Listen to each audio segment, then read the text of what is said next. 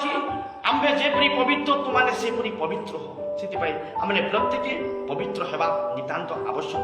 प्रभु आमांकु केमिति पवित्र कले से असुचितारु आमांकु से केमिति से बाहर कले आमांकु से आह्वान कले से असुचितारु प्रभु यीशु ख्रीष्ट जे लेखा अछि आउ जॉन 17:17 लेखा अछि सत्य द्वारा समानकु पवित्र करो कारण तुमर वाक्य तो सत्य।